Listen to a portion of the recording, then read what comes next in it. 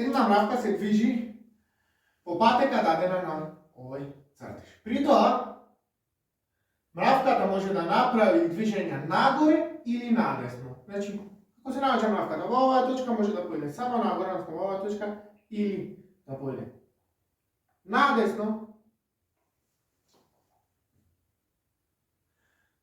Една мравка се движи по патека дадена на цртежот. И при тоа може да направи движење нагоре или надесно.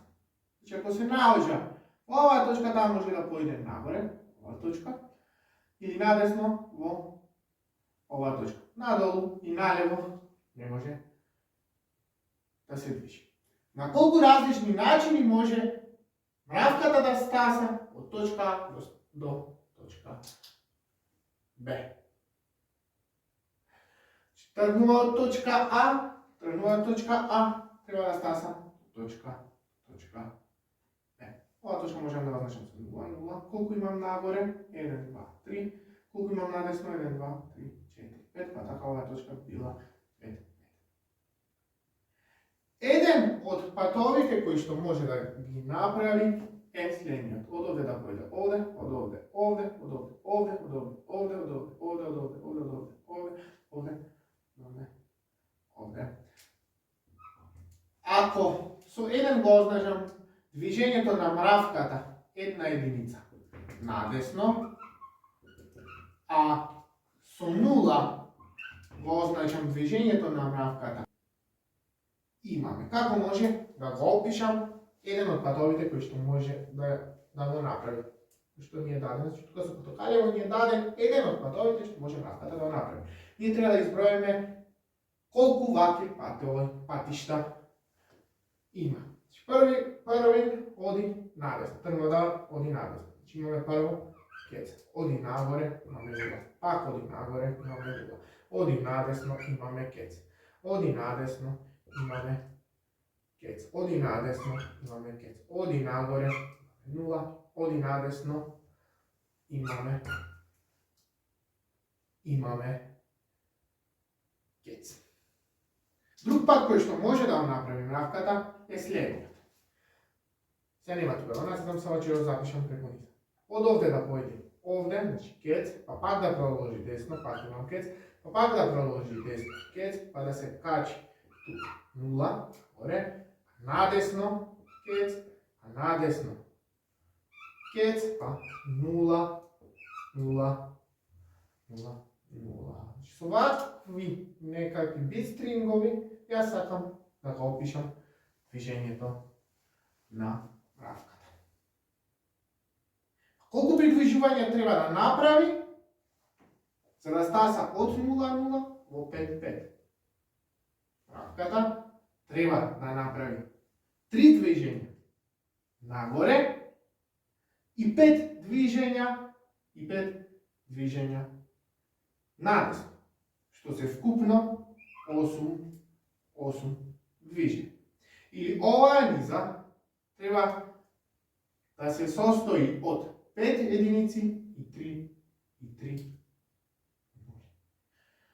Проблемот на кој што се сведува оваа задача на колку начини јас можам да направам вакви низи од 8 битови или од 8 кецови нули, во кои што знам ќе има точно 5 единици и точно 3 нули. Значи имам 8 места. Во оваа задача битно ми е на кое место ќе имам единица, на кое место ќе имам 0. Значи станува збор за некаква пермутација.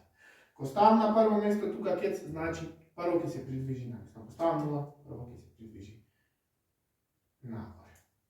Значи битно ми е што ќе имам, или битно ми е подредувањето на кецовите. Знам дека оваа низа треба да се одржи, еве да речеме 3. На колку начини можам да одберам каде ќе ги ставам нулите? Има 8 места Imam 8 mesta. Izbiram 3 mesta na koji ги ставам. Еве, ги ставам тука, тука. И тука, онатака, на колку начин, значи ги ставам, на колку начин јас можам да ги распределам или да ги ставам преостанатите 5 единици. Ми преостануваат 5 места, имам 5 единици. Движењата меѓу себе не се разликуваат. 1, 1, 1, 1. На колку начин можам да ставам 5 единици на 5 места? Само на еден начин. Значи, со ова сум ги избројал сите можни патишта. Ова е исто со следното. Може да размислувате и вака. Земате 8 места и избирате каде да ги ставите 5 единици. 8 места, пак, исто како и овде, ставаме некаде единиците. Преостануваат 3 места за кои на кои што треба да ставам 3 нули. На колку начин тоа можам да направам? На еден начин. Од алгебарските својства на биномните коефициенти, од својствата, тоа алгебарски само.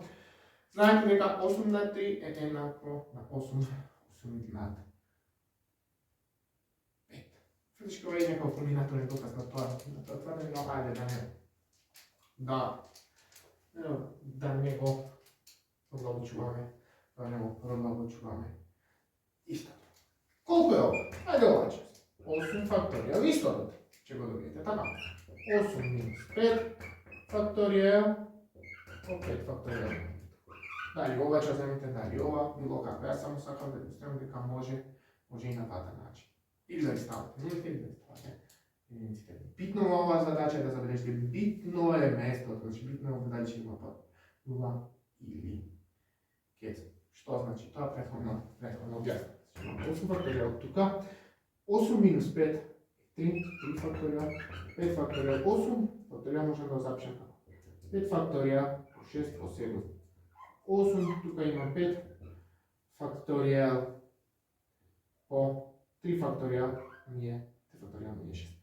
5 факторијал со 5 факторијал се кратат, 6 со 6 се кратат, 7 по 8 имам тука, или тоа е 56. 56 различни начини јас можам на 8 места да распределам точно 5 единици и 3 нули. И при тоа да ми е битно местото.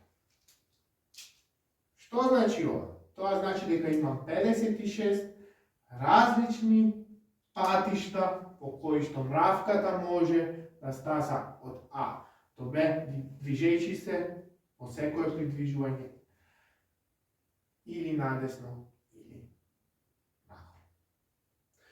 И за оваа задача има втор начин на решавање. Патиштата ни представуваат некакви пермутации на 8. И за оваа задача има втор начин за решавање. Патиштата ни представуваат пермутации на 8 елементи, од кои што 5 се единици, 3 се нули. Формулата за тоа беше че тука обичам колку има вкупно елементи за пермутации, од кои што од овие 8 5 се единици, 3 се нули, и ова беше 8 факторијал плюс 5 факторијал по 3 факторијал.